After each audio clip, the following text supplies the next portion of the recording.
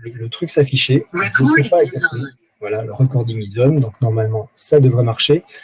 Ce que je ne sais pas, c'est ce qui va s'afficher exactement sur l'écran quand j'aurai enregistré. Je dois avouer que ça va être une surprise. Donc, j'enregistre 2 fois, en fait, de 2 manières différentes, histoire d'avoir la vidéo et le son en même temps. Je ne sais pas très bien ce que ça va donner. On va voir. Alors, premier point que je voudrais vous signaler, parce que c'est quelque chose que j'ai laissé traîner, et vous avez peut-être eu l'impression que j'avais oublié ou que j'ai laissé pourrir les choses de manière à ne pas donner de réponse. C'est à propos des livres que je vous avais proposé de gagner. Rappelez-vous, en répondant à une question un petit peu tordue sur l'entropie. Je n'ai pas oublié. Il se trouve simplement que, effectivement, j'ai mis un petit peu de temps à lire ce qu'il y avait à lire, mais surtout, j'ai discuté avec des personnes que je crois sincères et honnêtes, et qui m'ont signalé qu'il était envisageable que certains étudiants un peu mal pensants ou un peu tordus ou qui ne seraient pas contents pourraient voir ça comme un cadeau particulier à un étudiant, à un ou deux étudiants, et que ça pourrait être interprété comme une distorsion d'équité vis-à-vis des autres étudiants. Et donc, comme je pense que, enfin, je pense pas que ce soit l'esprit dans lequel vous vous trouvez dans la majorité, mais il suffirait qu'il y en ait un qui effectivement soit dans cet esprit-là et conteste le fait que ces bouquins, j'ai bien le droit de les donner à qui je veux, pour que ça mette un énorme bazar dans le concours, qui n'est plus en concours, hein, vous vous rappelez, pour que j'ai décidé qu'en fait, les bouquins, je vais bien les donner. Les personnes à qui je dois les donner, hein, elles sont déterminées. Simplement, je ne les donnerai qu'après la première phase de concours, quand l'UE3 aura effectivement été terminé. Alors, c'est regrettable au sens où ces bouquins-là, c'était pour préparer le concours que j'avais l'intention de vous de les donner aux personnes qui avaient correctement répondu. Mais je pense que la personne qui m'a signalé ça a raison, qu'il y a effectivement un risque qu'une personne un peu mal intentionnée puisse contester cette décision. Et donc, je vais prendre contact avec les personnes à qui je redonnerai les 2 bouquins dès les examens faits pour les leur transmettre. Mais effectivement, ce ne sera pas pour la préparation de l'examen, parce qu'il y a effectivement un risque potentiel de distorsion. C'est regrettable, mais je pense que c'était vraiment très, très sincère de la part de la personne qui m'a signalé ce petit problème. Donc, voilà, on va faire comme ça. Il y aura bien le cadeau, mais le cadeau arrivera un peu tard. Voilà, j'en suis réellement désolé. Voilà. Ceci étant dit, on va avancer un tout petit peu. Alors, la première question que j'ai reçue, je l'ai reçue, je vais peut-être passer moi en plus petit au niveau de la webcam, parce que sinon, voilà, ça va faire prendre un peu toute la place. C'est une question qui est arrivée sur quelque chose, un des sujets qui était en archive dans Moodle, puisque vous avez mis les sujets en archive, et vous savez que dans les sujets qui étaient en archive, il y avait des sujets des années précédentes, et en particulier une question qui portait sur les 3 premières questions du sujet de 2016, où il s'agissait d'oxydation du glucose. La question était sur justement, alors juste je signale, hein, parce que c'est quelque chose que j'utilise fréquemment, vous avez vu là sur la formule qui est sur le côté, chacun des carbones qui se trouve ici est identifié par un petit numéro. Donc là, il se trouve au-dessus, mais ou à côté, ou il peut se trouver en dessous. Enfin bref, il y a un petit numéro qui devrait normalement pas y être. C'est juste pour les identifier, parce que ça permet dans les questions de savoir qu'on parle du carbone. Numéro 1 ici, et numéro 6 là, ça permet de distinguer, sinon c'est trop compliqué de savoir de quoi on parle. Donc, voilà, ça c'est quelque chose qu'on retrouve dans plusieurs des sujets. Comme vous avez les annales des différents sujets, normalement, vous ne devriez pas avoir trop de difficultés à vous sortir avec ça. Je ne parle pas trop vite, au moins, parce que moi, j'ai la sensation de parler vite, mais c'est l'habitude que j'ai quand je n'ai pas quelqu'un directement en face de moi, j'ai tendance à m'emballer. Voilà, bon, ben, c'est parfait. Donc voilà, donc faites bien attention à ces petits numéros, ce n'est pas des nombres de carbone, c'est juste pour les identifier les uns les autres. C'est un truc classique, on fait souvent ça, et moi, j'aime bien l'utiliser, parce qu'au moins, c'est pratique. Tout le monde sait exactement de quoi on parle, c'est plus pratique dans les questions. La question qui se trouvait après, c'était sur le nombre d'oxydation moyen du carbone par la méthode différentielle. Alors qu'on se mette bien d'accord, la méthode différentielle, c'est quand on veut déduire le nombre d'oxydation d'un élément alors qu'on connaît déjà le nombre d'oxydation des autres éléments. Ici, par exemple, l'hydrogène, il n'y a aucune raison qu'il ne soit pas à plus 1, puisque il y a tous les hydrogènes qu'on a dans la molécule ici, on voit bien qu'ils sont dans une situation normale, ils sont liés au carbone ou à l'oxygène, c'est-à-dire pas liés à un métal qui ferait qu'on aurait un hydrure. Donc, c'est l'hydrogène à plus 1. L'oxygène que l'on trouve partout ici, c'est pareil, il n'est pas dans une situation où il ne devrait pas être à -2. Donc ça veut dire que, puisqu'on n'a pas des peroxydes où on n'a pas du dioxygène ou du trioxygène, donc ça veut dire que c'est forcément de l'oxygène à -2. Ce qui veut dire qu'on peut déduire effectivement le nombre d'oxydation du carbone simplement par le fait que le nombre d'oxydation de la molécule, c'est 0, elle est neutre. Et c'est égal au nombre d'oxydation donc de l'oxygène fois 6, il y en a 6, plus le nombre d'oxydation du carbone fois 6 également, plus le nombre d'oxydation de l'hydrogène, cette fois-ci fois 12, puisqu'il y a 12 hydrogènes si vous faites le calcul à l'intérieur. Donc le nombre d'oxydation du carbone, d'un carbone, ce sera le nombre d'oxydation de l'oxygène fois 6, plus le nombre d'oxydation de l'hydrogène fois 12, 12 divisé par 6. C'est-à-dire tout simplement un -6 un -12 plus 12 divisé par 6, ça fait bien entendu 0. Donc le nombre d'oxydation moyen du carbone dans cette molécule-là, c'est 0. Ça ne veut pas dire que chaque carbone est à 0, c'est qu'en moyenne, on a 0. Et d'ailleurs, les deux questions qui sont derrière, je les ai recollées quand même, histoire que ce soit clair, montrent bien qu'ils ne sont pas tous exactement au même niveau d'oxydation. Mais on calcule ici un nombre d'oxydation moyen par la méthode différentielle, c'est-à-dire globalement, la totalité des carbones, les 6 carbones, sont à 0. Certains sont peut-être au-dessus, certains sont peut-être en dessous, c'est ce qu'on va voir ensuite, mais en moyenne, ça fait 0. Voilà, j'espère que ça déjà c'est clair. Et puis si ça c'est clair, je remontre juste la suite derrière, histoire que ça avance bien. Donc si fait cette fois-ci, puisque c'était la suite, on procède atome par atome. Alors là, atome par atome, c'est comme je l'ai fait dans le cours, à savoir, on va faire les petits dessins, faire les petits gribouillis sur le graphique, en séparant les atomes, en attribuant systématiquement les électrons à l'atome qui est le plus électronégatif. Voilà, donc quelque chose de simple.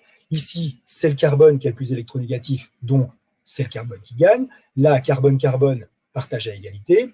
Et là, vous savez que l'oxygène étant plus électronégatif, les électrons sont gagnés par l'oxygène. Ça veut donc dire que ce carbone-là perd 2 électrons, le carbone 1, et en regagne 1. Il en a donc perdu au global seulement 1. Il est donc à plus 1.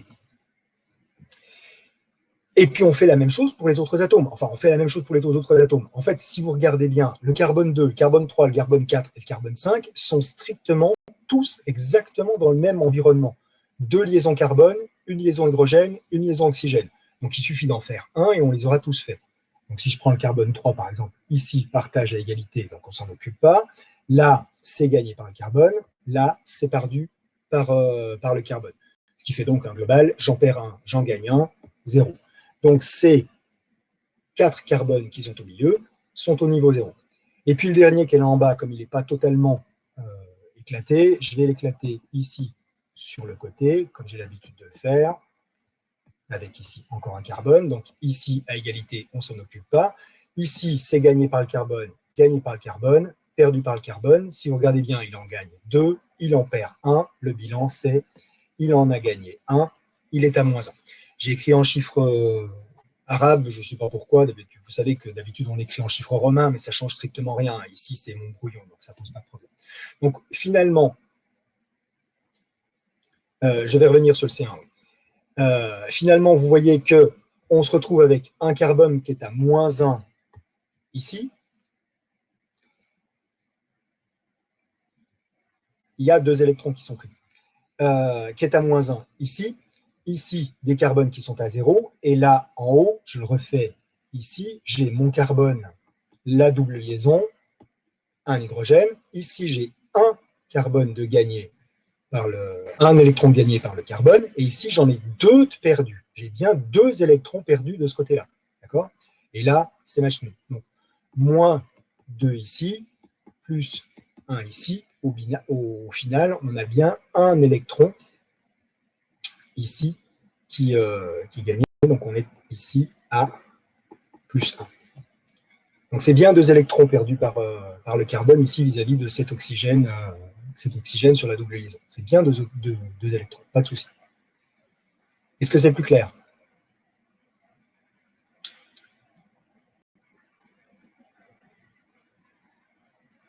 J'attends vos réponses. J'attends de voir. Et je vous rappelle que vous pouvez prendre la parole. Hein. Ok, bon, ben c'est parfait. Est-ce que c'est... Voilà, je pense que c'était utile de faire ce petit point-là parce que la question, effectivement, n'a été posée qu'une fois, mais c'est vrai que je ne l'avais pas fait particulièrement en ED, puis au moins comme ça, c'est clair. Donc, on peut toujours appliquer la méthode différentielle et on peut toujours, dès l'instant où on a la formule chimique détaillée, appliquer la méthode atome par atome. Simplement, après, ça dépend de la situation et ça dépend de la question qui est posée. Voilà. Donc là, les 2 questions ont été posées, les 2 questions étaient distinctes, donc on peut appliquer les 2 méthodes successivement. Et comme vous le voyez, on ne trouve pas strictement la même chose.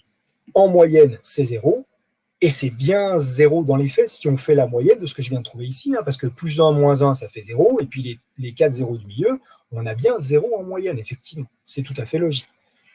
Mais un carbone, ici, est clairement celui-là oxydé, alors que celui-là est clairement réduit. Ah, la partie tout à droite, vous ne la voyez pas? Est-ce que c'est mieux de chercher le NO global? Jade demande si c'est mieux de chercher le NO global avant de regarder individuellement. Ça dépend exactement de la question qui est posée. Non, pas nécessairement. Enfin, si c'est faisable, à la limite, si c'est faisable et c'est rapide, comme c'est le cas ici, hein, parce que clairement, vous voyez que c'était très rapide. Il y a une petite flèche qui cache. Eh ben, je ne sais pas quelle flèche cache. Donc, c'est quoi qui est caché exactement? C'est le petit gribouillis avec le C double liaison H qui est caché?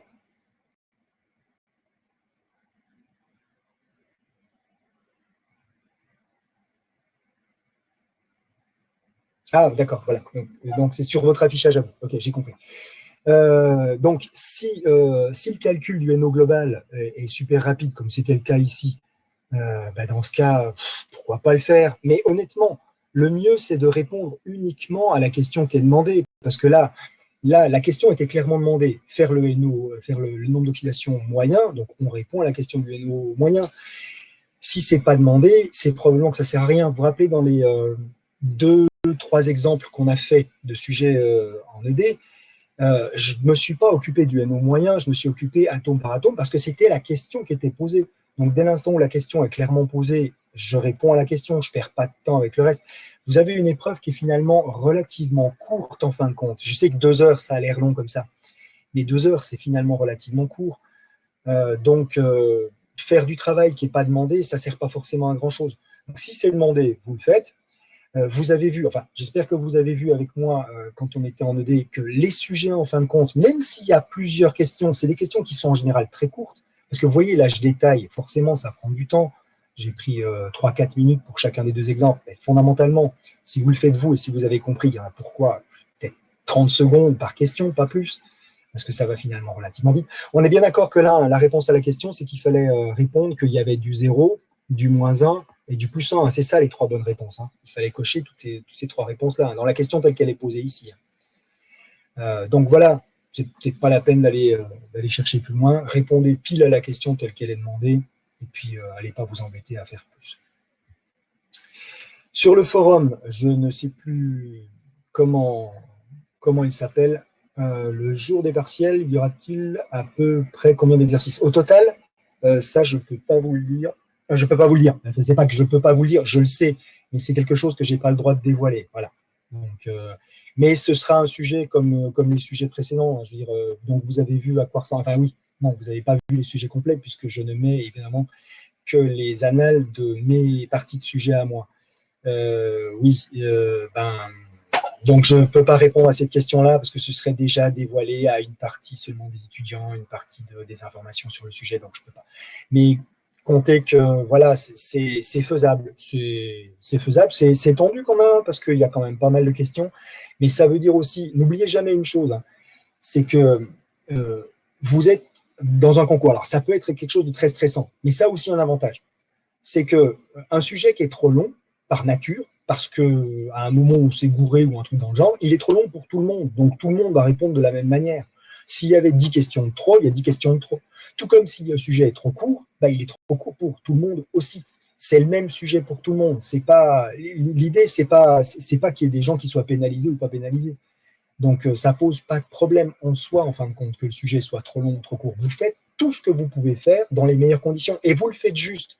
Il vaut mieux faire un peu moins juste que tenter d'absolument faire la totalité du sujet et de se planter sur des questions. Ce n'est pas forcément utile. On est bien d'accord que je parle là des sujets type UE3, UE4 et une bonne partie de l'UE1, en tout cas la partie chimie de l'UE1, où il y a des calculs, de la réflexion, ce genre de choses-là. Les questions purement, je dirais, de détail du cours, comme on peut trouver en biochimie ou en biologie, en UE2, là, oui, il faut aller relativement vite, par contre. C'est clair, parce que des questions, il y en a beaucoup. Sur les parties UE1 chimie, UE3 et UE4, vous avez de la réflexion, donc il faut les faire juste. Juste, c'est plus important que beaucoup, clairement. Voilà. Donc sur le forum, j'avais cette question à propos de la formule de Henri, mais qui est une question classique, hein, donc c'est pour ça que je l'ai remis là et que je n'ai pas répondu directement. La loi de Henri, elle est intrinsèquement simple et intrinsèquement compliquée à appliquer parce qu'on n'a pas été foutu de la formaliser correctement. C'est ce que je vous ai dit dans le cours.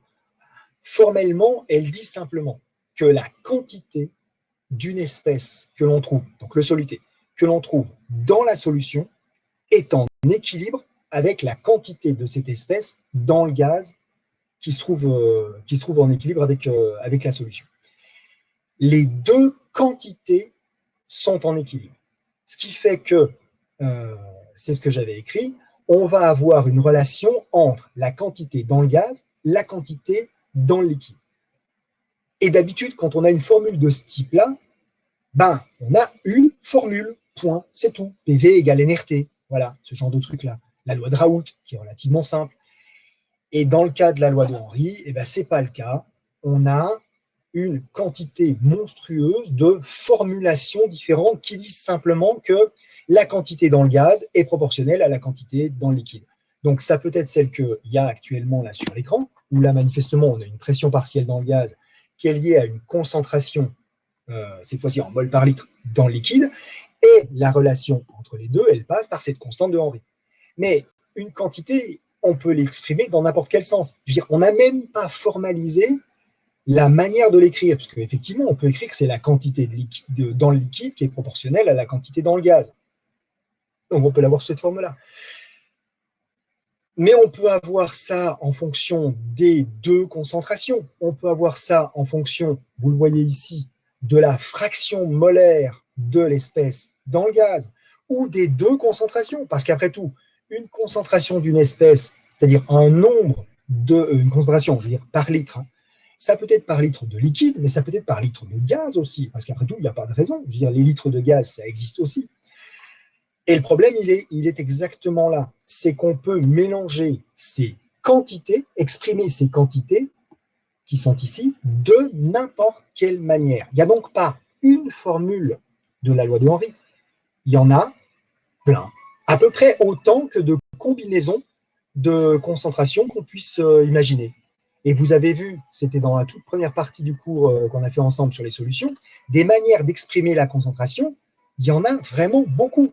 Des fractions molaires, des moles par litre, des moles par kilogramme, des moles par mol, des fractions volumiques, etc., etc. Donc, toutes ces manières d'exprimer des quantités dans un volume, dans une autre espèce, on peut les utiliser. Donc, il y a, je ne sais pas moi, pas loin d'une cinquantaine de manières différentes d'écrire cette cochonnerie de loi de Henry. Et la seule manière que vous avez, vous, de savoir, je réponds donc directement à la question de Candice, laquelle il faut utiliser, c'est uniquement à travers les unités dans laquelle est donnée la constante de Henry. Là, par exemple, dans cette colonne-là, on a des litres, atmosphères, mol. Donc, ce qui est la même chose que des atmosphères par mol par litre. Atmosphère, ça veut dire qu'on a une pression, des mols par litre, qu'on a une concentration. la quantité dans le liquide est donnée en mol par litre, la quantité dans le gaz est donnée sous forme d'une pression. Voilà, et c'est le seul moyen de faire. Vous voyez ici, par exemple, dans celle-ci, cette colonne-là, on a juste des atmosphères. L'atmosphère, c'est uniquement une unité de pression. Ça veut donc dire qu'on va bien avoir une pression. Pour le gaz, c'est la pression. Et donc, dans le liquide, c'est en quoi? Eh bien, ça doit être dans une forme de concentration qui n'a pas d'unité. Et la seule forme de concentration dans un liquide qui n'est pas d'unité, c'est la fraction molaire. Alors, potentiellement, ça pourrait être une fraction volumique, ça pourrait être une fraction massique, mais on utilise, pour le coup, celle-là, on les a mis de côté, on ne les utilise pas. Donc, on va être en fraction molaire. Donc, dans un exercice, oui, voilà, vous regardez les unités de la constante. Des unités de la constante, vous en déduisez quelles sont les unités qui sont utilisées, donc ici et là, et donc vous avez la formule complète. Et c'est pas pour être, je veux dire, c'est pas pour être méchant dans le cours, c'est juste que c'est vraiment comme ça qu'on est obligé de faire. Ce qui est intrinsèquement une grosse difficulté, mais une difficulté qui existe pour de vrai parce que c'est vraiment ce qu'on est obligé de faire quand on est obligé d'utiliser la loi de Henry. On est vraiment obligé d'aller chercher dans le bouquin la constante, on regarde dans quelle unité dans le bouquin elle a été donnée, et une fois qu'on a les unités, celle du milieu, on ne l'utilise pas. Celle du milieu, quel milieu? Il faut que tu précises, Maëva. Ah, si, celle-là, là, celle de la colonne du milieu. Si, on peut utiliser n'importe laquelle. Hein. N'importe laquelle des unités qui sont là, on peut les utiliser. Celle-là, on a tendance à l'éviter parce que dans les faits, vous voyez qu'ici, c'est marqué concentration sur concentration, mais ça pourrait très bien être en fraction molaire sur une fraction molaire, ça marcherait aussi. Donc, cette valeur-là, on a tendance à l'éviter. Si on peut, hein. Si on peut, on a tendance à l'éviter. Si vous avez des données qui sont dans celle-là, on l'évite parce qu'on ne peut pas être sûr de facto s'ils ont utilisé des concentrations en mol par litre ou des fractions molaires, ce qui serait parfaitement légitime dans les deux cas. Mais ce n'est pas précisé. Alors, la plupart du temps, dans les bons bouquins, ceux qui sont bien faits, on est d'accord, les bouquins qui sont bien faits, ceux qu'on trouve à la bibliothèque, avec les grandes bases de données où il y a toutes ces valeurs-là qui sont stockées, c'est plus simple parce qu'au pied du tableau, il y a marqué, en général, la formule à utiliser, ce qui simplifiera considérablement les choses. Et vous voyez que là, le tableau que j'avais placé dans la diapo, c'était tout simplement celui que j'avais tiré de Wikipédia, je crois, parce que j'ai fait un copier-coller depuis Wikipédia, et vous voyez que les formules, elles sont indiquées, justement pour aider un tout petit peu, mais même en aidant un tout petit peu, ça reste des situations qui ne sont pas très très simples, il faut bien le reconnaître. Voilà, est-ce que... Oui, donc moi je me suis gardé ensuite une diapo... Alors attends, 117, c'est laquelle? C'est sur la diapo 117. Celle que j'avais avant, c'était la diapo qui était là? Non, c'était quoi? C'était ici? C'était pour Marion, là, parce que je ne suis pas sûr de... Oui. Donc sur cette diapo-là, quand j'ai KS et KC, oui, ça, ce sont des constantes. KS, c'est la constante de solubilisation. KC, c'est la constante... oui, c'est ça, constante de solubilisation. C'est-à-dire que c'est la vitesse avec laquelle, en gros, on va avoir un retour à la surface, et l'autre, c'est la constante de vaporisation. C'est des valeurs qui dépendent de la nature des composés et de la température. Donc à température donnée, ce sont des constantes. C'est pour ça que ces deux valeurs-là, elles sont regroupées ici dans une valeur unique. Puisque à température donnée, ce sont des constantes. Donc, si vous avez des questions supplémentaires, ça, c'est ce que j'avais ressorti moi. Maintenant, profitez-en. Prenez éventuellement la parole, hein, parce que si c'est plus facile de le dire à l'oral que de le taper dans le petit truc de discussion qui est sur le côté, n'hésitez pas, c'est le moment. Il reste encore du temps pour réviser, pour reprendre ça.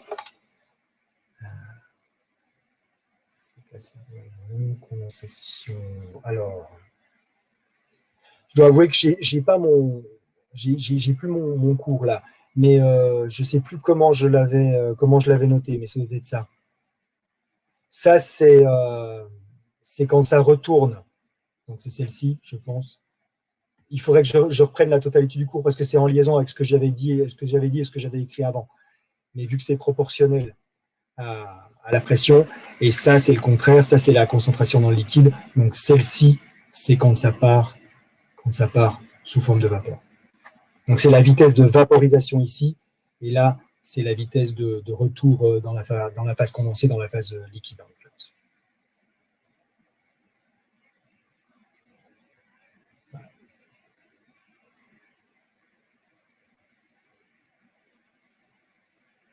Quand est-ce qu'on ne prend pas en compte la pression partielle en humidité? Ok, eh bien, c'est pas compliqué. C'est dès l'instant où elle est tellement faible par rapport à ce qu'on a à calculer que ça ne sert à rien, en fin de compte, d'en tenir compte. Je vais simplement sur une page vierge. Donc, quand on a notre pression, une pression atmosphérique ou une pression quelconque d'ailleurs, en fait, une pression, d'accord, une certaine pression, qui n'est pas forcément la pression atmosphérique, mais la pression de l'atmosphère dans laquelle on a à calculer, d'accord, des choses qui sont à l'intérieur. La pression totale, qui est égale à la somme donc, des pressions de tous les gaz, d'accord, plus la pression partielle de l'humidité. Vous vous rappelez que ça, c'est ce qu'on appelle l'air sec, d'accord?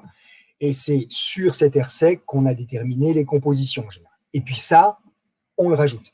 Si cet élément-là, il est négligeable, donc cette partie-là est négligeable, c'est-à-dire qu'en gros qu'elle représente moins de quelques pourcents du total, la plupart du temps, on n'en tiendra pas compte. Ça, c'est ce qu'on fait en général, mais quand on n'est pas dans un exercice, tout simplement parce que ça ne sert à rien de tenir compte des choses qui sont tellement faibles que ça ne va pas avoir d'influence. Maintenant, comment vous, dans un exercice, vous décidez si j'en tiens compte ou j'en tiens pas compte? Ben, imaginons que la pression à calculer, elle soit de l'ordre, on va prendre les 100 000 pascal pour rester à peu près dans un ordre d'idée. D'accord? On vous a dit que la pression partielle en H2O, d'accord, c'était, je ne sais pas, on va dire 2000 par exemple, 2000 pascal. 2000 par rapport à 100 000, vous êtes d'accord, ça ne fait pas grand-chose, effectivement. Donc, on pourrait très bien, effectivement, se dire, on néglige. Oui, sauf que dans les réponses qui vous sont données, ici, vous constatez que toutes les valeurs qui vous sont données dans les réponses, elles sont toutes très, très proches les unes des autres. Si elles sont proches les unes des autres et avec du détail, du style, voilà, 98 640. Pourquoi il y aurait 98 640 Imaginons qu'il y ait des bricolages dedans. Voilà, vous inquiétez pas le pourquoi. Et vous voyez qu'il y a du détail. Le chiffre, il est très, très détaillé. D'accord? Et puis les autres valeurs qu'on va avoir là-dedans, on va avoir un 95 300 par exemple.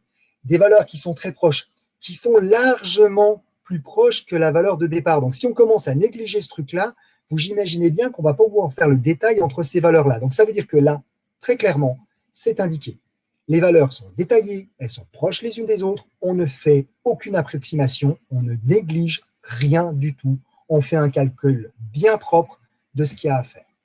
Si par contre, vous aviez dans les ABCDE que vous avez là, des valeurs qui sont mais complètement différentes, du style quelque chose comme, je ne sais pas, moi, vous avez un 100 000, d'accord, à nouveau, un 200 000, et puis un 175 000. En gros, des choses qui sont tellement loin les unes des autres que les 2000 que vous avez là n'ont aucune espèce d'importance. Ça ne va pas faire varier votre calcul. Là, clairement, vous avez des valeurs qui sont loin les unes des autres, très éloignées et pas très détaillées, donc pas avec beaucoup de chiffres de précision. Là, clairement, probablement que de toute façon, on a fait les calculs sans tenir compte des 2 petits pourcents qui se trouvent ici. Donc là, les 2% n'ont pas d'importance parce que de toute façon, vu la précision avec laquelle on a donné les valeurs ici, on n'est pas à 2% près. Là, par contre, sur cette partie-là, c'est différent. Clairement, les 2%, ils doivent compter. On ne fait pas d'approximation. On prend la calculatrice et on tient compte de l'humidité. Et puis, je suis désolé, je ne vous regarde pas droit dans la caméra, mais je ne peux pas écrire en même temps sur l'écran, en même temps que je regarde la caméra, je ne sais pas faire ça. Voilà, donc s'il y a d'autres questions, n'hésitez pas, c'est le moment. Alors, dans la calculation de la différence de potentiel.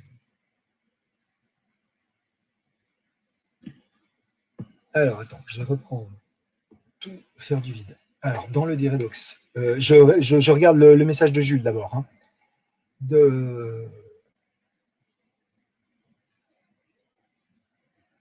Alors, je vais déjà répondre plutôt à la question de Maëva, puisque c'est dans la même file, et puis je reprends la question de Jules ensuite. Si on considère une pression totale et qu'on nous parle de taux d'humidité, le taux est-il sur la pression totale? Si c'est la pression totale, c'est qu'elle tient compte de l'humidité. Donc, on a PT qui est égal à la pression de l'air sec plus la pression de H2O. Donc, c'est très clair. D'accord? Voilà.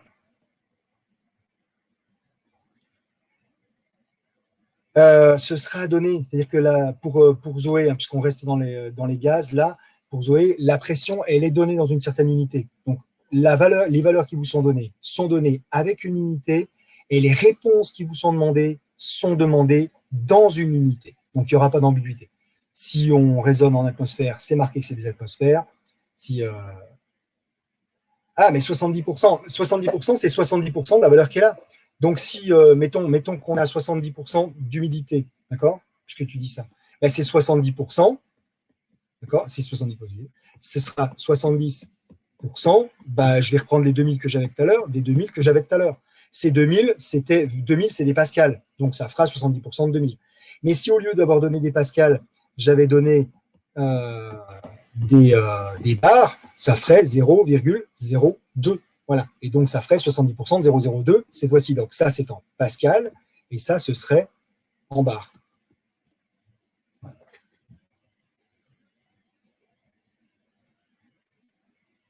On aura une valeur pour la H2O. Je sais, faut préciser là, Maëva. Oui, s'il y en a besoin, vous aurez une valeur. Et une valeur qui sera donnée dans une unité, des pascals, des bars, ça dépend de l'exercice qui sera donné. Mais il y aura une unité, elle sera précisée. Qu'on se comprenne bien par contre, l'unité dans laquelle est donné ça, c'est pas forcément la même unité dans laquelle est donné ça. D'accord? Ça pourrait très bien être deux unités différentes. Mais dans ce cas, vous faites la conversion. Vous savez que ben voilà, il y a 100 000 pascals dans un bar, donc vous savez transformer les pascals en bars, les bars en pascals, vous savez passer de l'une à l'autre. Donc voilà. Après, dans la formule là, il faut que tout soit dans la même unité, hein, évidemment. Ne mélangez pas les uns les autres, parce que sinon, effectivement, vous n'allez pas vous en sortir. Donc, est-ce qu'il y a encore des questions sur ces pressions pour qu'on puisse passer à l'autre? Oui, donc je reprends. Donc, on va aller sur l'oxydoréduction. Je reprends simplement la question que j'avais laissée. D'accord. Attendez 2 secondes avant de poser vos questions. Je reprends la question de Jules dans le potentiel. Donc, la différence de potentiel, c'était, je pense, l'exercice avec le vanadium et le fer. Si Jules pouvait me le confirmer.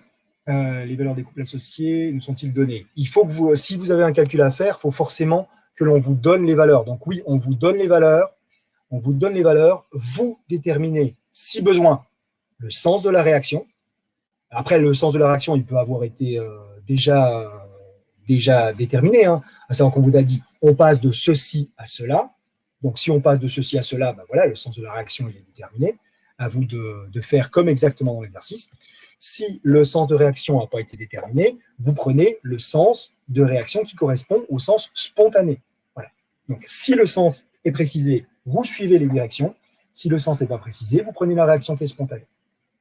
Et ben voilà, donc là, vous n'aurez pas de mal, hein, sachant que ce sera toujours la même chose, hein, exactement comme dans le D, vous procédez comme dans le D.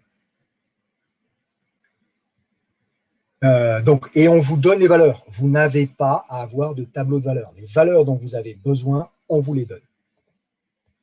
Alors, que je reprenne. J'avais ensuite. Vous auriez le D3 de l'oxydo. Le D3 de l'oxydoréduction. C'est-à-dire que là, j'ai plein de choses déjà ouvertes sur mes bureaux. Juste histoire que vous compreniez que c'est un petit peu compliqué mon installation. J'ai 3 écrans devant moi pour réussir à faire un peu tout en même temps. Et donc, je vais essayer de trouver alors le D correspondant. Alors, c'est le D d'oxydoréduction.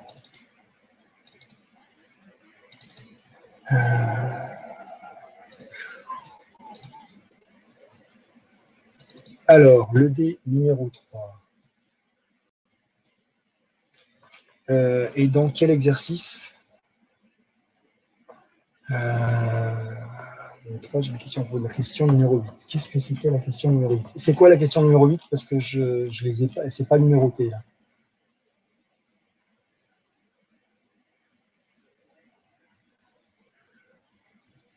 Ah, sujet de 2018 à la fin. Je fais les trucs à la fin. Donc, à la fin, comment s'écrit l'équation de Nernst, c'est ça?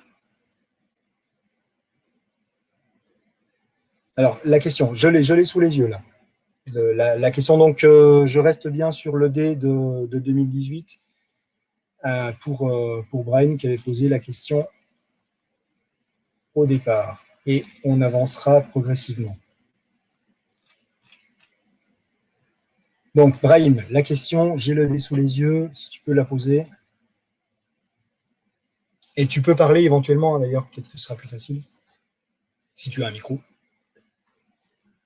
Vous m'entendez? Oui, je vous entends. Ok, monsieur, j'aurais juste une question par rapport à ça, parce qu'en fait, lors de l'ED, vous avez dit que c'était pas une réaction d'oxydoréduction, ni une oxydation, ni une réduction, mais Ouais. juste une réaction chimique d'un autre type, c'était la E. Mais je comprends pas Oui. pourquoi, parce il y a bien le nombre d'oxydation qui varie entre les deux molécules. Ah ben non, justement, dans cette molécule, donc c'est l'ADP et l'ATP. Hein. Oui, c'est ça. Euh, L'oxygène ne change pas de niveau d'oxydation. L'hydrogène ne change pas de niveau d'oxydation. Toute la partie avec les cycles sur le côté est identique, donc il n'y a pas de changement de niveau d'oxydation. Le seul élément qui pourrait changer de niveau d'oxydation, c'est le phosphore. Mais le phosphore, que ce soit dans l'ADP ou dans l'ATP, il est à plus 5. Il reste à plus 5. Donc s'il reste à plus 5 tout le temps, c'est qu'il n'y a pas de changement de niveau d'oxydation. Et il est à plus 5 également dans les phosphates. Donc on a du phosphore qui est toujours à plus 5. Il n'y a aucun changement de niveau d'oxydation, d'aucun élément, d'aucun atome, je dirais même. Pas seulement d'éléments, mais il n'y a aucun atome qui change de niveau d'oxydation. Mais le Donc, nombre d'oxydation total, il varie, puisqu'il y en a deux dans une molécule et trois dans une autre. eh ben non. Et non, la réaction complète, c'est quand on a l'ATP, l'ADP plus le phosphate qui donne l'ATP. Donc il y a toujours le même nombre. Toujours le même nombre. Il ne faut pas compter qu'une molécule et l'autre. La réaction, elle est complète. Hein. C'est l'ADP plus le phosphate qui donne l'ATP. Donc si tu comptes, il y a bien le même nombre d'atomes des deux côtés. Donc on a bien, effectivement, on n'a aucun changement de niveau d'oxydation. Ah ok, on prend en On compte reste à aussi plus 5. le phosphate tout seul. Oui, oui, bah oui, parce que c'est la réaction complète qui doit être prise en compte. Ok, d'accord, ok, Et sinon, d'accord. effectivement, il manque des atomes. Donc, non, non, il faut bien prendre la totalité. Et si on tient compte de ça, eh ben, la réaction complète, et c'était bien ce qui était indiqué, ADP plus H3PO4 qui donne ATP plus H2O, cette réaction-là, ce n'est pas une réaction d'oxydoréduction. Elle Ok, s'appelle d'accord. une oxydation, mais ce n'est pas une réaction d'oxydoréduction. Voilà. D'accord, d'accord, je vous remercie beaucoup. C'est pas de problème. Alors, attends, maintenant, je reprends en arrière. J'avais dans un ED, on nous demande la loi de Nernst à 298 pour le couple AgCl-Ag. Je n'ai pas réussi à poser l'équation d'oxydoréduction. Alors, je reprends les questions au fur et à mesure. Ne vous inquiétez pas, on va avancer. Donc, on avait AgCl qui donne Ag. D'accord? C'était Ag+. Non, AgCl qui donne Ag. Il faut savoir que quand on a du chlore comme ça, c'est que ce chlore-là, il est au niveau -1. Comment on sait ça? On finit par le savoir, c'est du chlorure d'argent. Chlorure, c'est Cl-. D'accord? Voilà. Donc, ce qui veut donc dire que de ce côté-là, on va avoir du Cl-. Voilà. C'est important d'avoir les éléments qui sont à l'intérieur. Maintenant, si ça, c'est du Cl-, c'est que ça, c'est à -1. Donc que ça, c'est à +1. Donc on a de l'argent plus de ce côté-là, à +1. Ici, on a de l'argent à 0. Il me faut des électrons. D'accord? Forcément. Ça, c'est la Ag+, le Ag que j'ai ici, c'est de l'argent qui est oxydé. Donc les électrons vont de ce côté-là. Combien d'électrons? Ben, je passe de +1 à 0, donc un électron. Et puis c'est tout. Voilà, c'est terminé. Il n'y en a pas besoin de plus. C'est tout, c'est terminé. Après, on pouvait l'écrire aussi directement, mais l'avantage de détailler comme ça, enfin j'espère en tout cas, c'est qu'on voit un peu mieux ce qui s'est passé. Donc là, il y a un petit, effectivement, un petit bricolage à voir là-dedans, à savoir que c'est du chlorure d'argent. Et donc ça, c'est du chlorure, et que donc par la méthode différentielle, hein, si ça c'est à -1, forcément cette partie-là doit être à +1. AgCl en solution, ça donne Ag+, et Cl-. Comment on sait qu'on met les électrons de ce côté-là? Parce que je suis passé de +1 à 0, Donc, dans ce sens-là, c'est une oxydation. Et on écrit la forme oxydée plus des électrons qui donnent la forme réduite. Les électrons vont toujours du côté de la forme oxydée. C'est pour Zoé, hein, la dernière question qui est arrivée pour Zoé. Donc, les électrons vont forcément de ce côté-là, puisque là, j'ai la forme oxydée. Et là, la forme réduite. Là, la forme réduite, là, la forme oxydée. Alors, je vais remonter juste un tout petit peu, enfin, sauf s'il y a encore des questions sur cette partie-là. Donc, est-ce que Candice, ça te satisfait comme réponse? D'accord. Et puis il y en avait une autre à poser. ClO-, Cl2. C'est quasiment la même chose. Alors, vous vous rappelez, hein, la première chose à faire, c'est toujours d'équilibrer le nombre d'atomes de ce qui va changer de niveau d'oxydation. Ici, le niveau d'oxydation, c'est 0. Là, le niveau d'oxydation, vous pourrez refaire le calcul, d'accord? Mais ici, on est à -2 pour l'oxygène, on reste à -1, donc on est à +1 ici. Je ne détaille pas exprès, d'accord? Je ne détaille jamais ça exprès parce qu'il faut que ça fonctionne dans votre tête.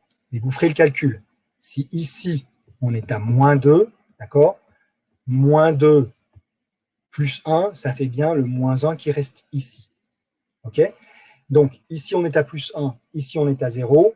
Là, il y a 2, c'est le chlore, donc il change de niveau d'oxydation. Le chlore, ici, il y en a 2, donc il en faut 2 ici. Ce qui veut donc dire qu'on va passer de 2 fois +1 à 2 fois 0. La différence, c'est 2. Il faut donc 2 électrons du côté de la forme oxydée. Une fois que ces 2 électrons sont posés, on peut continuer et faire la suite, à savoir équilibrer les oxygènes. Donc, les oxygènes, il y en a de ce côté-là. Ça va vous faire des oxygènes de ce côté-là. C'est du H2O, il y en a 2. Et puis, ça fera les 4 H+, de ce côté-ci. Est-ce que les couples d'oxydoréduction vous sont donnés? Oui, systématiquement, vous n'avez pas à les connaître parce que ce serait vraiment trop compliqué si que vous ayez à les connaître. Donc, ils vous sont donnés. Après, ils ne vous sont pas forcément donnés comme je l'avais indiqué, hein, dans le bon sens, parce que vous devez savoir qu'on est supposé écrire les réactions dans leur forme canonique, donc de la forme oxydée vers la forme réduite. Donc après, alors maintenant, quand le couple directement donné, c'est-à-dire sous cette forme-là, hein, donc ClO- Cl2, j'ai tendance à les donner en général dans le bon sens, mais ça bon, il ne faut pas y faire confiance plus que ça, c'est juste que par réflexe, tout simplement, je les écris dans le bon sens. Mais vous devez vérifier qu'effectivement, vous avez bien d'abord la forme oxydée, et puis ensuite la forme réduite. Donc la forme oxydée, et puis la forme réduite ensuite. Donc vous faites cette vérification-là. Il faut calculer le nombre d'oxydations. Vous calculez le nombre d'oxydations du chlore ici, le nombre d'oxydations du chlore dans la deuxième espèce, et puis celle qui a le nombre d'oxydations le plus élevé, le plus positif, hein, ou le moins négatif, parce que ça revient au même, donc le plus élevé, c'est la forme oxydée, l'autre, c'est la forme réduite. Et on doit les écrire dans ce sens-là. Ce qui donc conduit forcément à toujours écrire les demi-réactions dans ce sens-là. Sauf si on vous oblige expressément à l'écrire dans l'autre sens. Parce qu'après, si dans le texte, il y a marqué qu'on passe de la forme réduite à la forme oxydée, vous respectez ce qui est écrit dans le texte. Hein. D'accord? Donc, la forme canonique, c'est-à-dire l'écrire dans ce sens-là, c'est quand il n'y a pas d'indication. Quand il n'y a aucune indication, vous respectez ce sens-là. Si maintenant, dans le texte, il y a marqué on passe de ça à ça, vous l'écrivez exactement comme c'est marqué dans le texte. Parce que dans ce cas, on vous impose le sens. Je vais revenir un petit peu en arrière.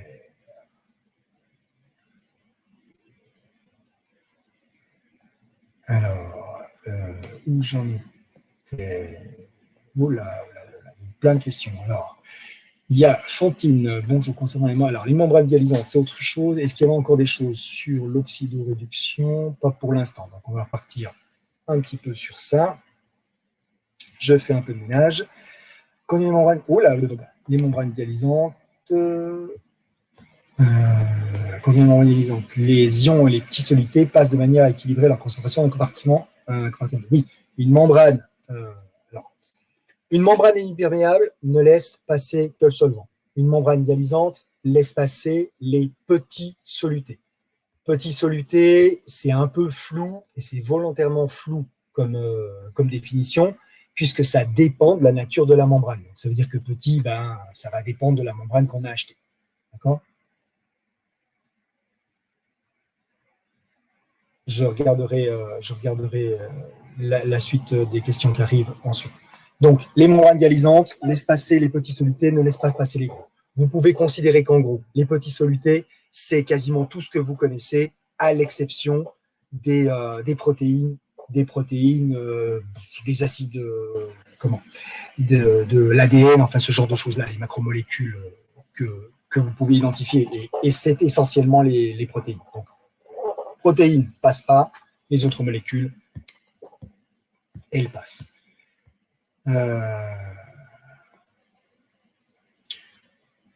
Uniquement si complètement est peu concentré. Par contre, donc, les petites molécules vont s'équilibrer. C'est-à-dire qu'on va finir à l'équilibre par avoir la même concentration en petites molécules des deux côtés de la membrane. Voilà. Vraiment un équilibre, un vrai équilibre entre les deux. Parce qu'elles peuvent passer librement. Par contre, quand on a donc, une membrane dialysante avec d'un côté une protéine, de l'autre pas de protéine, ou pas la même concentration de protéine, d'ailleurs ça revient au même, la protéine, elle ne peut pas passer à travers la membrane. Elle ne changera donc de concentration que s'il y a un phénomène de dilution parce que le solvant, effectivement, est passé. C'est le principe même de l'osmose. Alors, je ne sais pas si j'ai répondu à la question de Fantine. Elle va nous dire.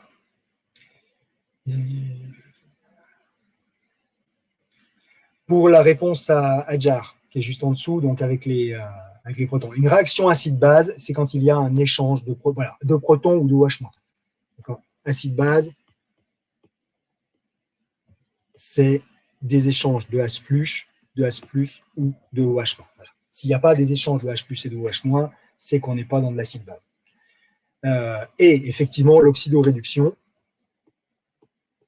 c'est des échanges d'électrons, on les voit, ou des variations de nombre d'oxydation, parce que si c'est juste des variations de nombre d'oxydation, on ne voit pas forcément les électrons.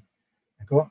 Donc, d'une manière générale, des variations de nombre d'oxydation, et puis, si on a de la chance, en plus, on voit des électrons qui se baladent, mais pas toujours. Alors, je suis perdu. Il faut que je retrouve dans les questions. Attendez 2 secondes pour reposer des questions, je suis perdu. Gardez vos questions de 2 petites secondes, là, que je vois où j'en suis, parce que là, je crois que je suis perdu dans les questions. Le nombre d'oxydation, plus il est grand, plus l'espèce est oxydée. Donc, si on a -2 et -7, -2, c'est l'espèce oxydée. -7, c'est l'espèce la plus réduite. Mais si on a +8 et +4, c'est +8 l'espèce oxydée. C'est celle qui a la valeur, en valeur algébrique, la plus grande pour les nombres d'oxydation.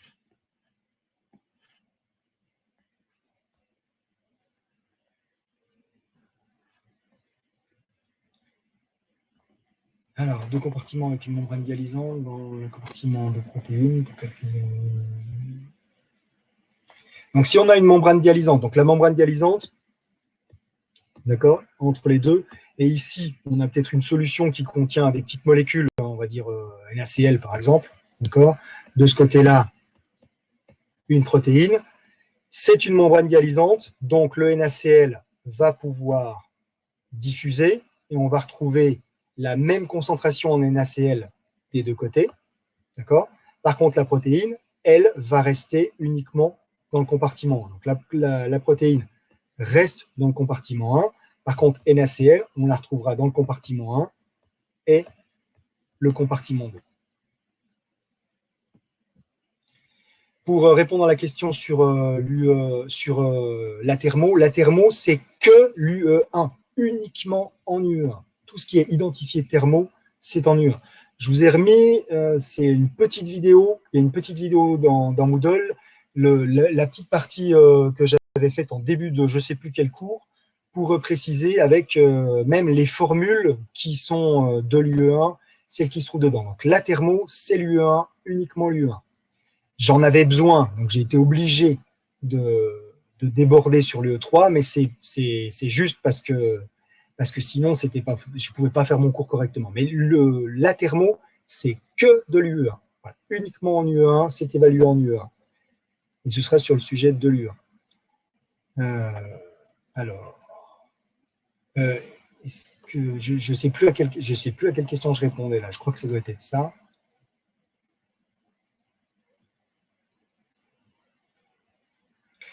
Oui, donc pour répondre à Adjar encore une fois, oui, c'est ça. Celui qui a le plus grand en valeur algébrique, la plus grande valeur, c'est l'oxydant. Celui qui a la plus petite, c'est le réducteur. C'est aussi simple que ça. Voilà. Donc on peut très bien avoir deux formes réduites, dire, voilà, comme je l'ai dit tout à l'heure, -8, -4, mais il y en a bien une des deux qui est quand même l'oxydant. Le -4, c'est plus grand en valeur algébrique, donc c'est un oxydant.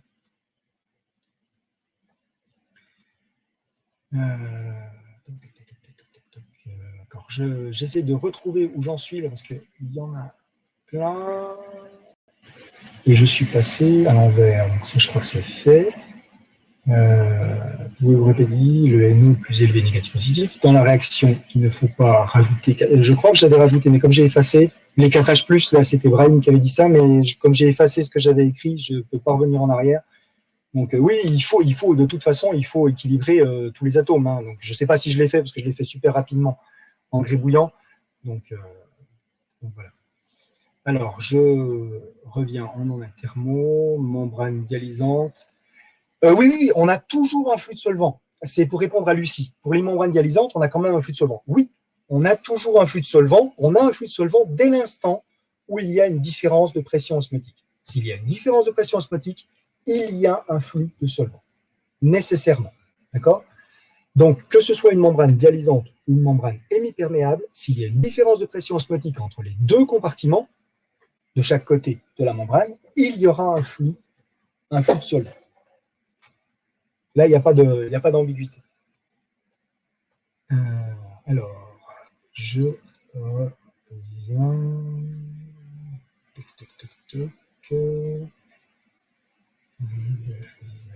Pour pouvoir. Alors, du tutorat. Alors, le tutorat, le problème, c'est que je les ai juste aperçus, je les ai corrigés, donc le tutorat, c'est plus compliqué, parce que là, je découvre en même temps. Une question par rapport à l'exercice du tutorat, on fait la réaction sur les électrodes de carbone, des charges, oui, les couples. Li plus LiC6, je lis en même temps, hein, donc je suis désolé. CO2, LiCO2, nous avions une électrode de carbone, une électrode de dioxyde de cobalt. Je n'ai pas compris comment trouver cette réaction. On nous proposait. Alors, oui, on va.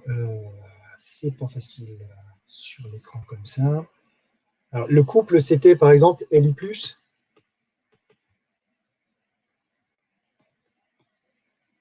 LiC6, c'était ça.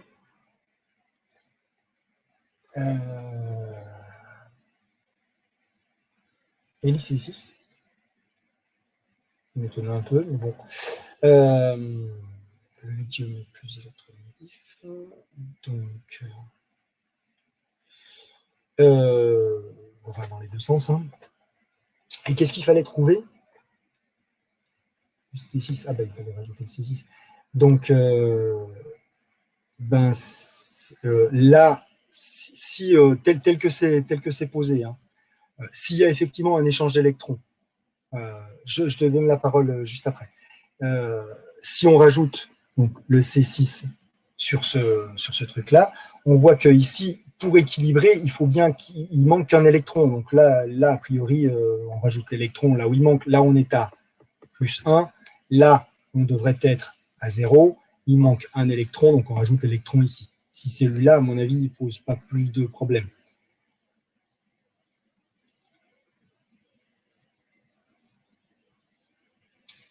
Donc voilà, c'est juste qu'on peut pas tellement écrire autre chose ici, puisque ça c'est neutre, d'accord? Donc il faut forcément, ça c'est neutre, donc il faut forcément que cette partie-là soit neutre aussi, puisque la molécule en elle-même, LiC6, est neutre, donc ça c'est forcément à 0. Et comme on était à +1, eh bien, on a un électron ici à rajouter, d'accord? La forme oxydée, plus un électron qui donne cette forme réduite. J'espère que là c'est clair, j'en suis pas sûr.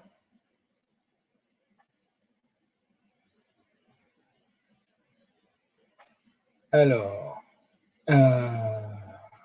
Laurie me dira si du commencer. Le sens de la réaction. Alors là, le problème, c'est que je n'ai pas toutes les données. Donc, par rapport à cet exercice-là, je n'ai pas le reste des données. Donc, mais pour l'instant, de toute façon, tu as déjà un équilibre. Voilà, on a un équilibre. Donc, là, on a une demi-réaction.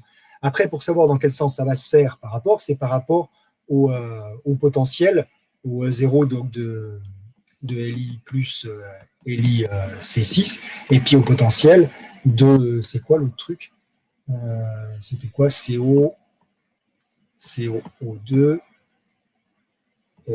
Li, CO2. Voilà, c'est la différence de potentiel qu'il va y avoir entre les deux, mais là, je ne les connais pas, donc je ne peux pas te dire dans quel sens ça va se faire.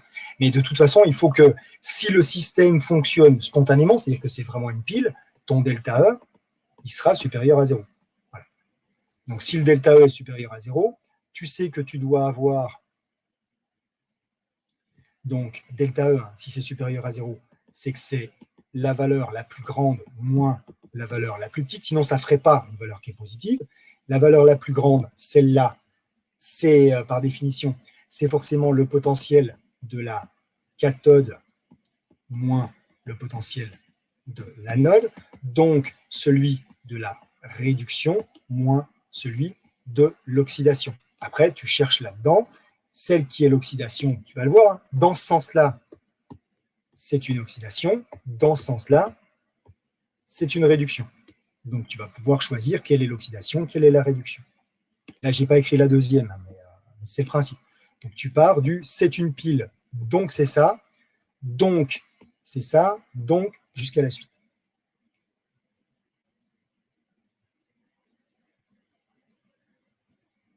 Je vais répondre tout de suite à Charlie, là, que ça vient d'arriver. Il se trouve que des annales, j'en ai pas.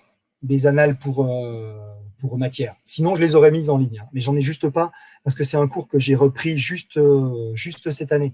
Voilà, donc j'ai pas d'annales tout simplement parce que c'est un cours que j'ai repris juste cette année suite au départ en congé de maladie du collègue, donc j'ai pas d'annales à vous fournir malheureusement. Voilà. Ça viendra avec le temps, mais pas pour l'instant.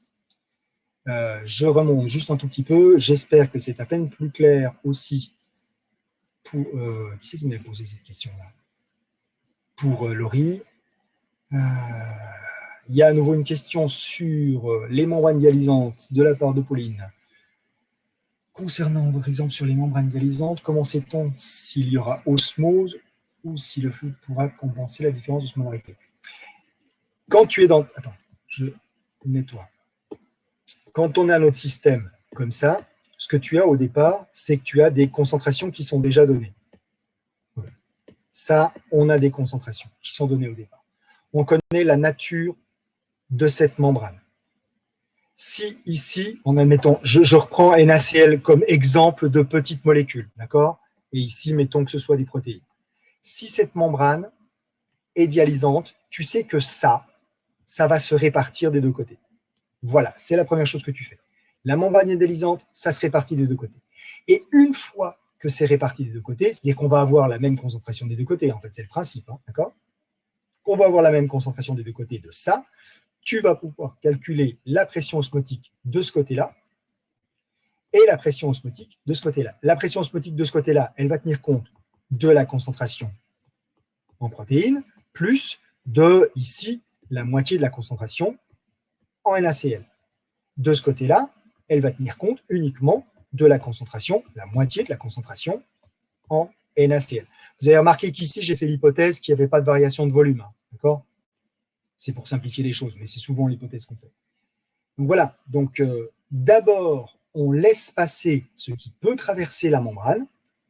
S'il y a des choses qui traversent, on fait traverser, on calcule les nouvelles concentrations avec la variation de volume. S'il n'y a rien qui peut traverser, on peut faire directement le calcul de la pression osmotique dans le compartiment 1, dans le compartiment 2. Et donc, une fois qu'on a fait la différence de pression osmotique, hein, on peut en déduire s'il y a une différence de pression osmotique qu'il va y avoir un flux de liquide de l'un vers l'autre, hein, de toute façon. Toujours du côté où il y a la plus forte pression osmotique. Voilà. Donc, du coup, alors, le problème de Laurie, c'est... Bon, d'accord, ok, voilà, c'est bon. C'est possible que... Les chapitres, donc ça, j'ai répondu. Est-ce qu'il y a une question? Est-ce qu'il y a des questions que j'ai ratées là? Parce que comme les questions sont arrivées rapidement, il est possible que j'en ai raté quelques-unes dans ce que j'ai dit. Parce que là, la dernière question, c'était donc sur les annales. Donc, je vais pas. Alors voilà. Une membrane dialysante. On a deux compartiments dont on a pu présenter.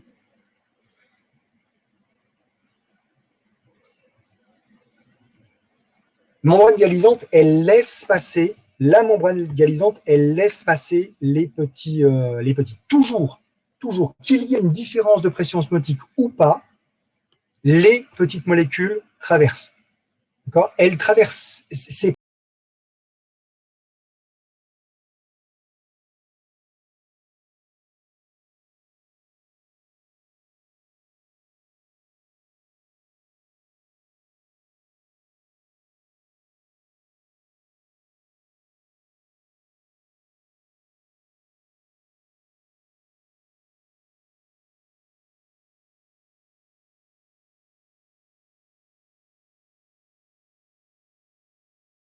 indépendante du fait qu'il y ait une... Voilà, recording zone, c'est bon, l'enregistrement est reparti. Donc, la diffusion des petites molécules à travers la membrane, elle est indépendante du phénomène d'osmose. C'est juste qu'il y a des trous dans la membrane, suffisamment petits pour que les petits solutés puissent passer, donc ils passent. Donc ça, c'est indépendant de l'osmose. D'accord? C'est indépendant de l'osmose, le fait que les petits solutés puissent traverser. Ils traversent. Une fois qu'ils ont traversé, on peut calculer ensuite les pressions osmotiques de chaque côté.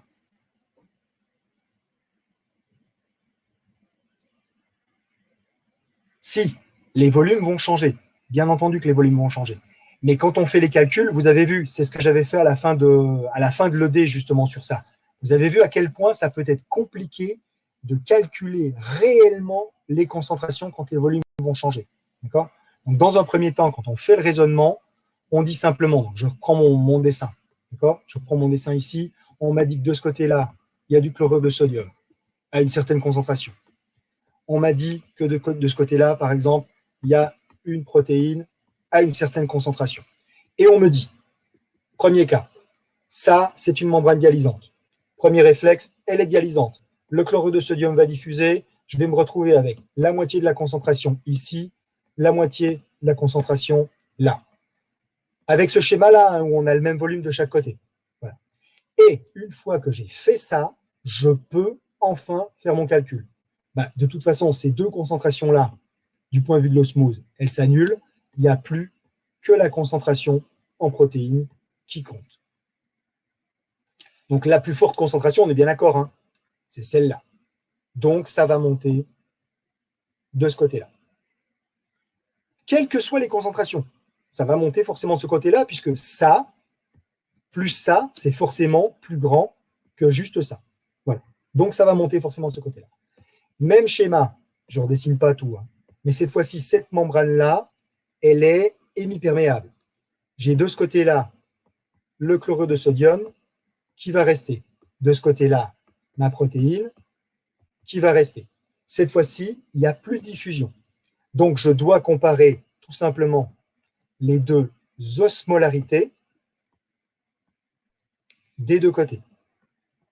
Ça dépend des concentrations. Et des concentrations, et bien entendu, hein, dans le cas du chlorure de sodium, ici, on a une espèce qui va se dissocier. Donc, attention, on a un coefficient de dissociation qui va intervenir. En l'occurrence, là, c'est 2, hein, puisque ça va faire Na+, et Cl-. Donc là, ça ne pose pas de problème.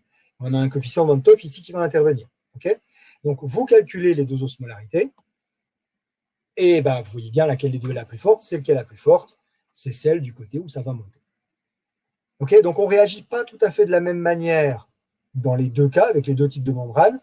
D'abord, s'il y a diffusion, on fait la diffusion, et ensuite, on évalue l'osmolarité une fois qu'on est à l'équilibre. S'il n'y a pas de diffusion, c'est le deuxième cas, ici. Donc là, c'était la dialyse, d'accord? Et là, c'est émis. Du côté de la dialyse, vous faites d'abord la diffusion, ensuite l'évaluation des concentrations de chacun des deux compartiments. Si par contre c'est hémiperméable, vu qu'il n'y a pas de diffusion, on passe directement à la comparaison de l'osmolarité, donc de la pression osmotique. Voilà.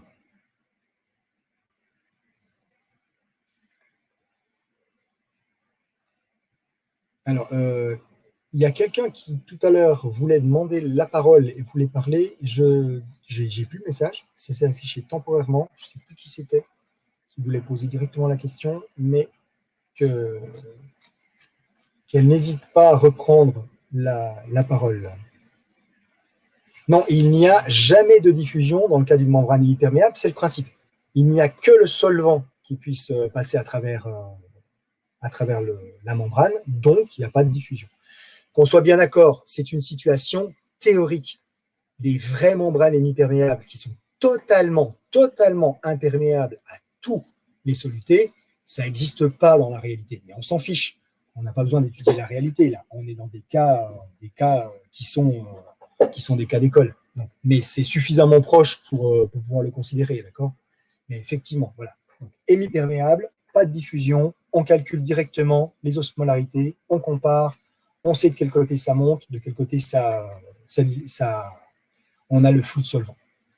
Si par contre, on a quelque chose qui n'est pas hémiperméable, et on a vu ensemble que dialysant, mais il y a d'autres situations qui peuvent exister, donc si c'est dialysant, oui, c'est bien du côté où l'osmolarité est la plus grande, que le liquide va monter, parce que le système va chercher à diluer la solution.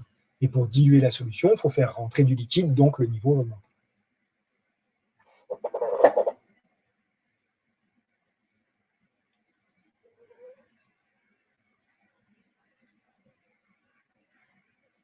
Alors, si dans les réponses proposées lors de l'examen, il n'y a pas d'unité, mais la valeur est juste.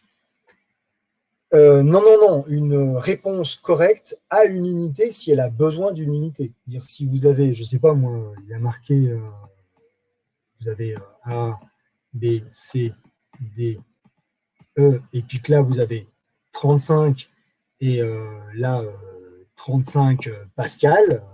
Si la réponse elle doit être donnée en Pascal, c'est 35 Pascal qui est la bonne unité.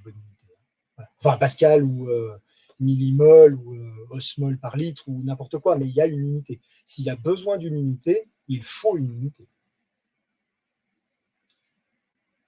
Avec une membrane hémiperméable, il n'y a que de l'osmose, pas de diffusion. Tout à fait.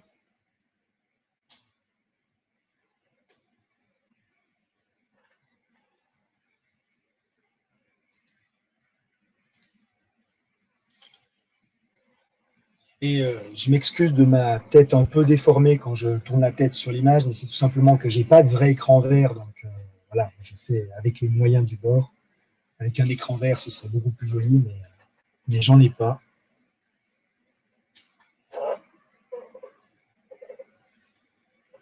Donc je vous en prie, exprimez-vous, prenez la parole si vous le voulez.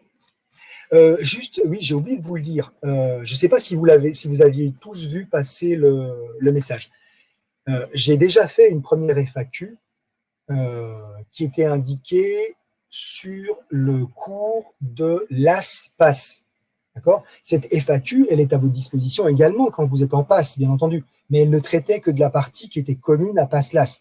Donc, bien entendu, hein, vous pouvez aller regarder la vidéo de cette première FAQ. Elle est à votre disposition également. Vous pouvez aller la regarder. Hein, d'accord ? Elle concerne surtout la première partie, c'est-à-dire les solutions et puis les pressions des gaz. Donc, elle est sur cette partie-là. Elle est à votre disposition également. Elle est en ligne. Vous pouvez aller les regarder. Dans le cas où les volumes des compartiments ne sont pas égaux, c'est pas compliqué. Si les volumes ne sont pas égaux, on a juste à en tenir compte. C'est toujours le même principe. Hein. Tu sais que la quantité, elle est constante. Une quantité, c'est une concentration fois un volume. Donc, si tu as un premier volume, tu peux dire que c'est C2V2. D'accord ? Donc, quand tu as cette situation-là, en admettant que, je vais dessiner un petit peu différemment, toc. Voilà, faire en sorte que ça ait l'air un peu plus gros. Voilà, beaucoup plus gros de ce côté-là, d'accord? Donc, mettons que ce volume-là soit 2 fois plus grand. Hein. Là, on a un volume V, puis là, on a un volume 2V, d'accord? Donc, au départ, par exemple, mon NaCl, d'accord, qui est ici, on va l'appeler C1, d'accord? C'est la concentration NaCl dans cette partie-là. Si ce NaCl peut diffuser, et bien maintenant, le volume total, donc ça, c'était dans le volume V, c'est-à-dire que ma quantité au départ de NaCl, c'était C1V. À la fin, ce sera C à l'équilibre, quand ça a diffusé, fois 3V, tout simplement, puisqu'il y a un volume qui est 3 fois plus grand. C'est aussi simple que ça. Ce qui veut donc dire que ma concentration à l'équilibre, une fois que ça a diffusé, comme vous pouvez le voir, ce sera C1V. Oups, il y a eu un péclotage, ça s'est redoublé. Je fasse ce que j'ai fait ici, voilà. C1V sur, comme vous pouvez le voir, 3V. Donc les V vont se séparer, la concentration, elle sera 3 fois plus faible que la concentration du départ. Donc c'est aussi simple que ça, il suffit que vous sachiez combien de fois quel est le rapport de volume entre les deux compartiments. Voilà. Ce qui ne rapporte pas grand-chose, c'est des questions qui n'ont pas beaucoup d'intérêt, mais bon, voilà, donc c'est pas forcément très difficile à traiter.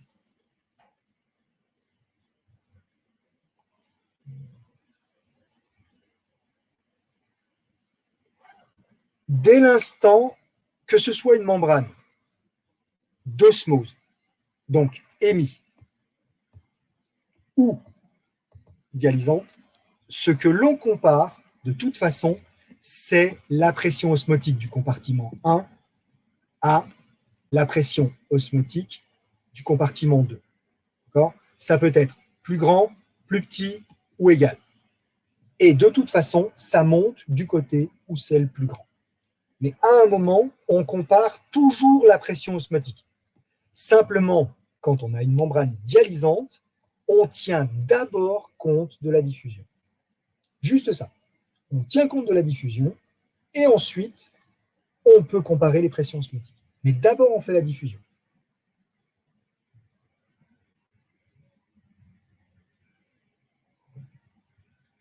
C'est ça. Oui, oui, exactement. Pour répondre à Candice, oui, après, on tiendra compte de ça. Donc, la concentration à l'équilibre, c'est celle-ci.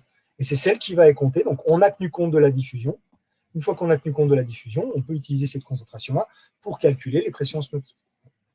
Là, c'est pour NaCl. S'il y avait un autre composé qui traîne là-dedans et qui ne peut pas traverser, eh ben, on rajoutera sa concentration pour avoir l'osmolarité totale. Donc, en admettant par exemple qu'ici, en plus, on ait une protéine, si je veux calculer maintenant l'osmolarité de ce côté-là, eh bien, ce sera CEC plus la concentration de la protéine. Ça, ce serait l'osmolarité de cette solution-là.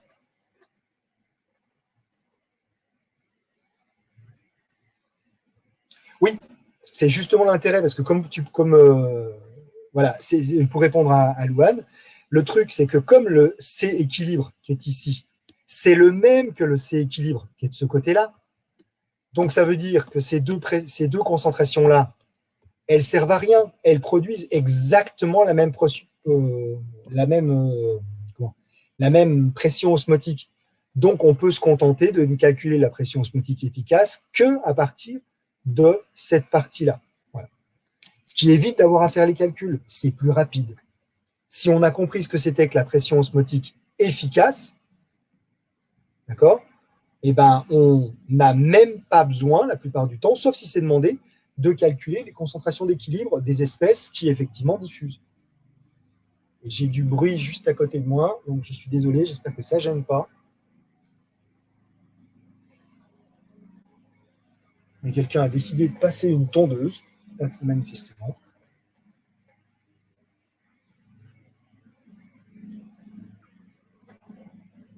Alors ça fait un peu brouillon, hein, mes écrans, je suis désolé. Mais...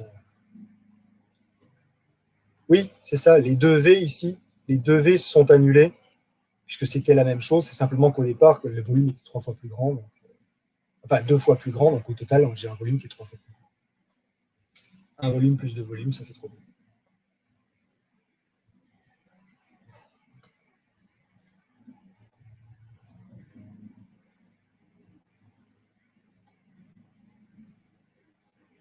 Non, non, ce n'est pas 2V qui devient 3V. C'est qu'au départ, j'ai un volume ici, d'accord?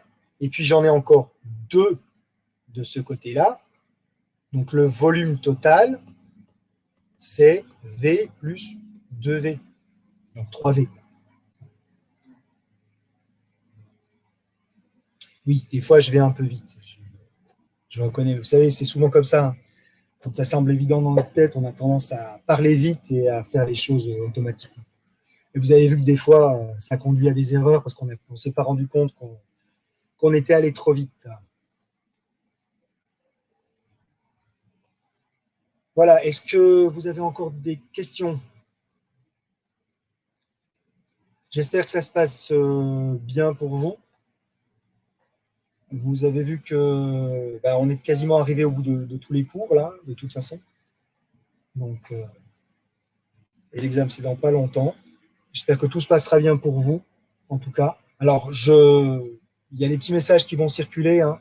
Je préfère vous le dire tout de suite avant d'oublier. Je ne vous souhaite pas bonne chance. J'espère que la chance n'aura rien à voir avec votre réussite. Parce que dans ce cas, ce serait malheureux. Donc, c'est le travail et puis les efforts que vous aurez fournis qui vont effectivement payer. Oui, il faut espérer que tout se passera bien. Donc, on est en train de mettre en place de quoi vous accueillir à la fac pour les examens. Je ne peux pas vous en dire beaucoup plus parce que je n'ai pas forcément beaucoup d'informations non plus. Nous, les enseignants, on se concentre plus sur les cours. C'est la partie logistique, les gens qui organisent les concours. Donc, je ne peux pas vous en dire beaucoup plus. Ne me posez pas particulièrement de questions. Hein. J'ai une question de Louane. Pour la pression osmotique, c'est RT molarité. Oui, mais on fait bien attention. Hein. D'accord? C'est bien RT fois l'osmolarité. Alors après, on peut la noter n'importe comment, mais vous faites attention, cette osmolarité, si ça doit être en pascal, d'accord? Et ça doit être en pascal, il faut que cette osmolarité soit en mol par mètre cube. Ou alors, c'est des mols par litre fois 1000. Faites-y bien attention. Hein. C'est un piège courant d'unité, donc faites-y vraiment gaffe. C'est un piège. C'est pas voulu comme un piège, c'est juste que c'est comme ça, mais ça se transforme en piège quand on est inattentif. Voilà. L'osmolarité, oui, c'est une somme de concentration. L'osmolarité, c'est une somme de concentration. Et de concentration de n'importe quoi. C'est comme si tu vas au marché, voilà. Tu es devant l'étal des fruits et légumes, et au lieu de dire il y a tant de tomates, il y a tant de machin, tu dis au total, il y a tant de fruits, quoi que ce soit des tomates, que ce soit des grains de raisin, que ce soit des courges qui font 25 kilos. La courge de 25 kilos, elle compte pour 1 comme une tomate ou comme une myrtille. On compte les éléments. C'est ça qui est important.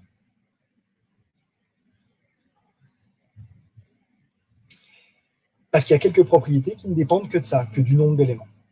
Voilà. Si vous en êtes d'accord, là on en est à... oui, on est à... Ah oui, les examens sont à la fac. Je ne sais pas ce que vous avez eu comme information. Oui, les examens sont à la fac. Ce seront dans les amphis de la fac. Je pense que vous allez avoir des informations très très prochainement, là, parce que ce serait temps. Les derniers détails sont en train de se régler, mise en place des derniers protocoles sanitaires, donc normalement ça ne devrait pas poser de problème. Et il y a une question, mais je reviens sur le Diredox, pour les coupes fer-vanadium. Dans l'exercice fer-vanadium, le cas était particulier parce que c'était indiqué. Alors, je le dis de mémoire parce que je me rappelle plus. Hein. Mais c'était le fer 2+, qui devait réagir avec le vanadium 3+. Donc, le sens, il est imposé. D'accord? Si le fer 2+, réagit avec le vanadium 3+, c'est qu'on fabrique du fer 3+, et du vanadium 2+. Donc, c'est imposé. Ça, c'est forcément une oxydation, et ça, c'est forcément une réduction. Donc là, le sens, il est imposé. Donc voilà, la question, elle se pose pas. Mais c'est parce que c'est écrit dans le texte. On fait réagir le fer 2+, sur le vanadium 3+. Enfin, vanadium 2, fer 2 et puis vanadium 3. Donc là, le sens est opposé. Mais si on avait simplement comme phrase, à la place de cette phrase-là, si on avait eu « on fait réagir le couple effet 2+, effet 3+, et V2 plus, V3 plus, là, c'était différent. Là, il n'y a pas de sens qui est impliqué. Donc là, on va comparer, et là, je ne me rappelle plus des valeurs, hein, donc il me semble que c'était 0,77 volts ici et 0,23 là. Je crois de mémoire, il me semble que c'était ça. Je ne suis plus tout à fait sûr. Peut-être moins 0,23, non? Il me semble, oui, c'était peut-être moins 0,23. Donc là, c'est très différent. Là, il n'y a pas de sens. Dans ce cas-là, le cas 1, le sens est imposé. Dans le cas 2, le sens n'est pas imposé. Comme il n'est pas imposé, vous allez faire en sorte, dans le cas 2, que delta E soit positif, c'est-à-dire vous mettre dans la situation où ça marche. Et la situation où ça marche, vous voyez qu'ici, c'est forcément delta E qui est égal à 0,77 moins 0,23, c'est-à-dire 1 volt. Et en faisant bien, donc cette fois-ci, le potentiel du fer, j'écris juste le fer, hein, moins le potentiel du vanadium. Donc, on considère que ici, clairement, ça, c'est la réduction. Donc, ça, c'est la cathode. Et le deuxième ici, je vais écrire, je vais changer de couleur, comme ça, ce sera plus facile. Ça, c'est la cathode. Et ça, c'est l'anode. Voilà. Là, c'est imposé. C'est imposé par les conventions, en fin de compte.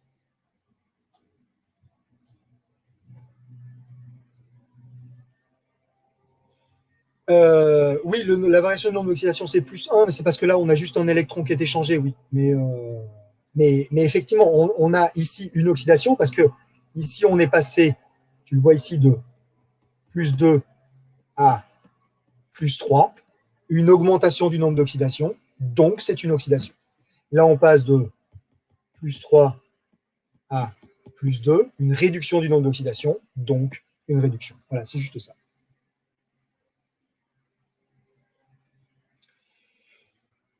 Voilà, enfin, à moins qu'il y ait encore une dernière question, on va passer sur une dernière question et puis ensuite on fera la pause. On va arrêter là parce que je commence à avoir des soucis de batterie sur la tablette là. Donc, et puis j'avais prévu au départ 1 heure, on est à 1h20 déjà, c'est bien. Donc n'hésitez pas s'il y a une dernière question. C'est normal, ça fait partie, puisqu'on ne peut pas vous avoir en direct. Et puis en plus, j'étais vraiment déçu de n'avoir toute une partie d'entre vous, de ne pas vous avoir, pas vous avoir vu à cause du confinement. Donc j'étais vraiment désolé de ça.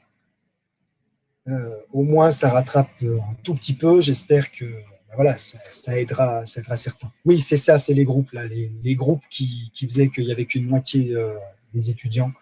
C'était vraiment désolant, mais bon, c'était comme ça. Là, il y a une question. Romain avait une dernière question. Donc, la dernière question de Romain sur l'équation de Nernst. Je t'en prie, peut-être à l'oral, si c'est plus rapide. Donc, Romain peut prendre la parole. Bonjour, vous m'entendez? Bonjour, Romain. Bonjour.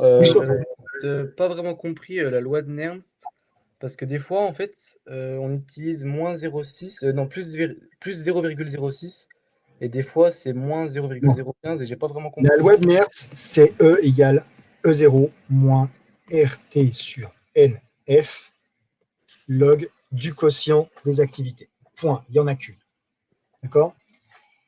Quand vous avez les formes simplifiées que l'on trouve dans les bouquins, qu'on trouve sur Internet, il se trouve que ce log de Q, là, quand on a ox plus un électron qui donne la forme réduite, le Q qui est ici, on peut l'écrire RED sur ox, concentration de la forme réduite sur la concentration de la forme oxydée. Est-ce que tu es d'accord avec ça?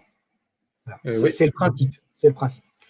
Et si maintenant tu écris plus RT sur NF, log de ox sur RED, tu vois bien que c'est la même chose en fin de compte.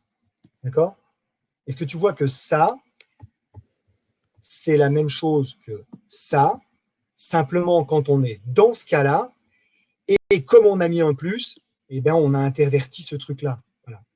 Parce qu'il se trouve que log de moins A, c'est, log de 1 sur A, j'écris une bêtise, c'est moins log de A.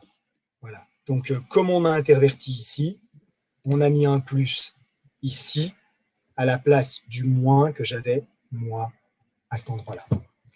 Mais il n'y a qu'une seule formule. La formule, c'est celle-là. C'est celle qu'il faut retenir. Parce que celle-là, elle fonctionne tout le temps, vraiment tout le temps. Et ce quotient des activités qui se trouve ici, c'est celui qui est présent partout dans le reste de la chimie, de la thermo, de toutes les autres formes de chimie. C'est ce log de Q qui est important.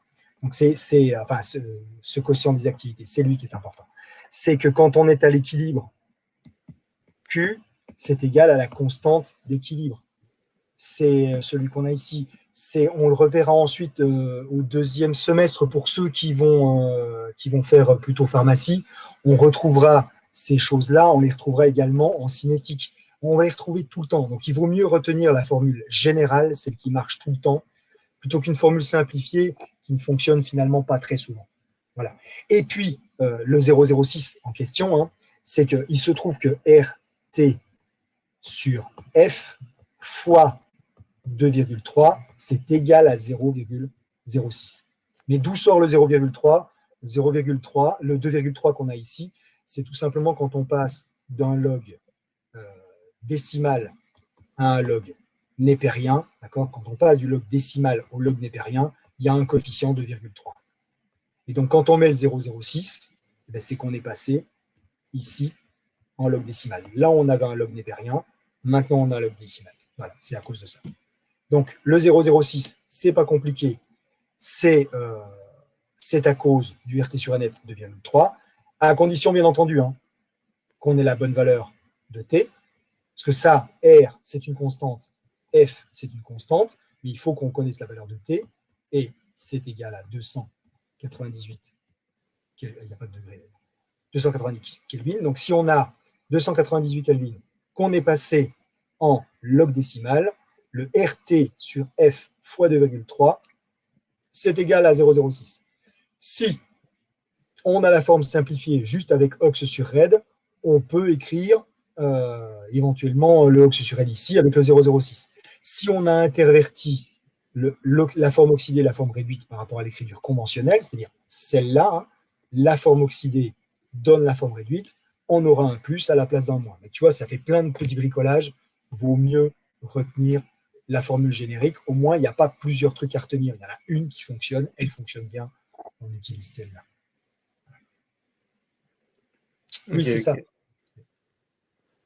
Pour répondre à Louane, c'est bien ça. Donc, quand on passe des logs népériens aux logs décimaux, on a ce coefficient de 2,3 qui apparaît en plus.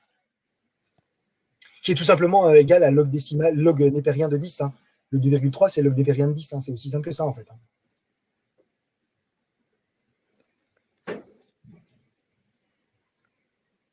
Ok, bah merci.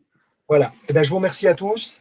Le pouvoir du sinon, on le calcule, on vous donnera ça, mais ne vous inquiétez pas. Pour Maëva, non, on vous donnerait ce genre de choses. Ben, je vous remercie à tous. Bon courage pour vos fins de révision. Meilleurs vœux à tous pour votre réussite à ce concours.